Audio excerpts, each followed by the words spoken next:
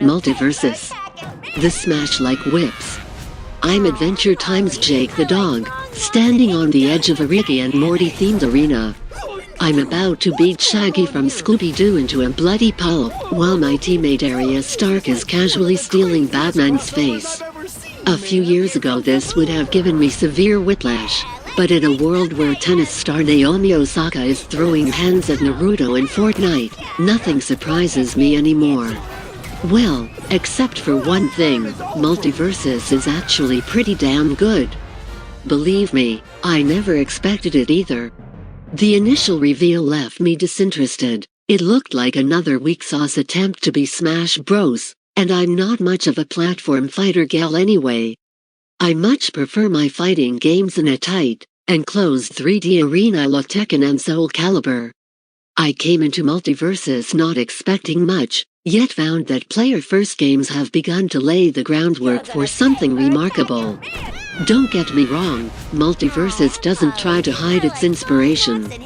Anyone who has spent a modicum of time with Nintendo's brawler will quickly get the gist. Smack your opponent with a mixture of normal, air and special attacks in order to increase their damage meter. Avoid letting them do the same to you. Victory has nothing to do with getting a health bar from 100 to 0, it's all done through the damage meter while the number is low. You're weighty and difficult to knock off the top and sides of the arena. As it gets higher though, your character turns into a rubber bouncy ball and becomes susceptible to all kinds of spikes and knockbacks that can fling you straight into the death zone. Knock your opponent out of the arena enough times and you'll claim victory.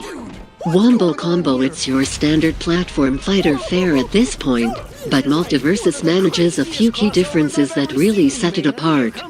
The first one is how the game handles its roster. Every single character is allocated a distinct class: tank, support, mage, bruiser and assassin. Tanks like Wonder Woman and Iron Giant can take more hits and are harder to ring out but are generally slower. Assassins like Finn the Human and Arya Stark are nimble fighters, pulling out every trick in the book to deal big damage quickly. What's nice is there doesn't feel like any pressure to match up particular classes. You can easily run a team of 2 supports and successfully outmatch heavy artillery bruisers and tanks if you have the skill. They're a great initial indicator of how you can expect to play each character, but it doesn't feel like any one class is at an inherent disadvantage compared to the others. There are also the game modes themselves. While other platformers feel more at home in a free-for-all or 1v1 setting, MULTIVERSUS thrives off a 2v2 format. The other 2 modes are present in the game, but this game was absolutely made for 2v2, and it's where I spent most of my time. Every character has abilities that can support teammates as well as harm foes. Jake the dog can swallow opponents and spit them out, but he can also quickly chomp an ally and save them from a nasty combo. Wonder Woman's lasso can grab onto opponents, but also serve as a quick rescue for teammates. Killer Instinct. It took me a while to get used to the synergy of playing with another person, and to the way MULTIVERSUS feels in general. It's an awful lot floatier than other fighting games I've played. It's lacking a bit of weight, and characters can hover around for what occasionally feels like a lifetime. It starts to feel pretty good once you're in the flow of things though. While I would still like a little more snap, the floatiness feels largely necessary for decent recovery and actually making use of those teammate abilities. I had access to the entire roster straight away, but those coming into it free-to-play will have to work to unlock each one. Thankfully each one is readily available to try out in the training mode free of charge, and a regular free character rotation lets you experiment with relative ease. It's also not too much of a slog to reach your first paid character, though subsequent progress slows down. As I tinkered around with each character, I ended up taking a liking to Iron Giant. He's about twice the size of everyone else and prone to a heavy smackdown. But in return he can dish out big damage and easily shield teammates, allowing them to safely get a fair few hits on the other team. At first I was an absolute letdown, but stomping my way off the map and having my car swinging shenanigans quickly shut down. But my god, nothing was as satisfying as moments where I could finally land my big shiny metal rear on an opponent, launching them into the air as my teammate jumped and poked them straight out of the arena. Playing each character also becomes a hell of a lot more fun once you level them up and gain perks. Every game played with a character gives them X, and leveling up grants access to unique and shared perks that give you small buffs and extra skills. You can even stack these perks with your teammate for extra benefits, which makes the pre-match setup feel a lot more strategic at higher levels. After I played around enough with Iron Giant, I was given a perk that made his rocket boots leave a trail of fire on the ground.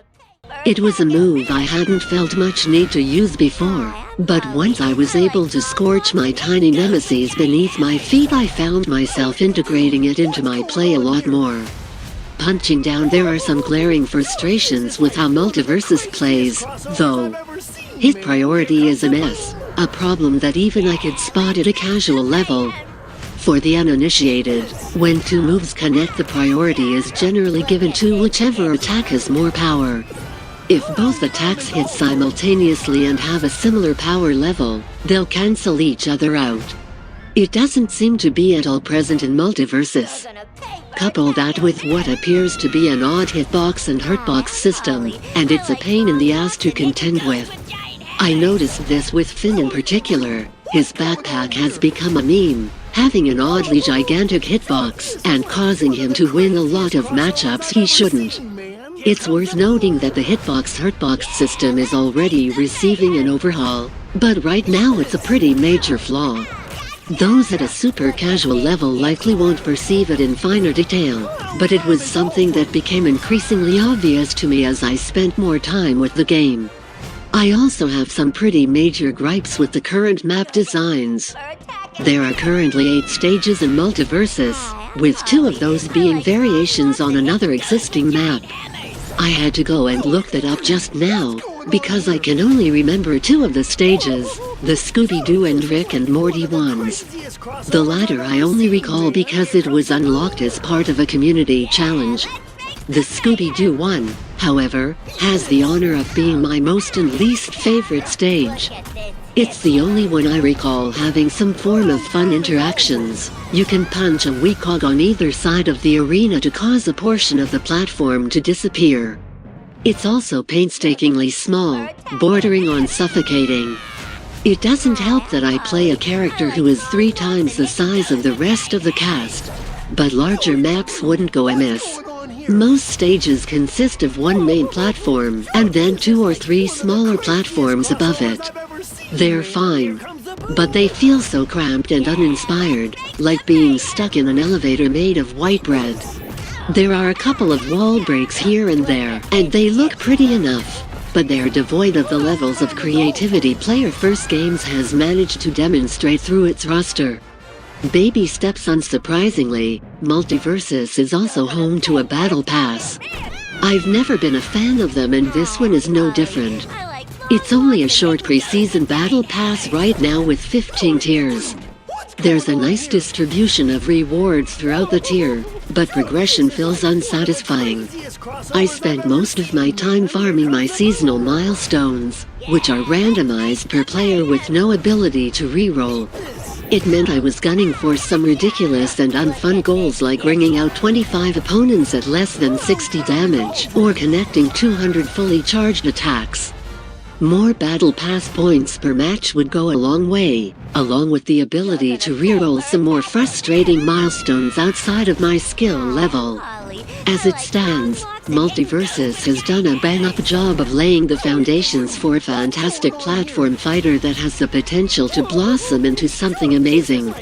Killer backpacks and janky hitboxes aside, each character is brimming with personality and movesets that never feel too out of character. It's definitely helped by the fact that Warner Brothers was able to recruit a ton of the cast's original voice actors, something that you don't see very often. It's a game not without its teething problems though. Until hitbox and hit priorities are set straight, MULTIVERSUS will continue to fall flat for people at a higher skill level. But for a game still technically in open beta, MULTIVERSUS is a worthy competitor in the platform fighter genre.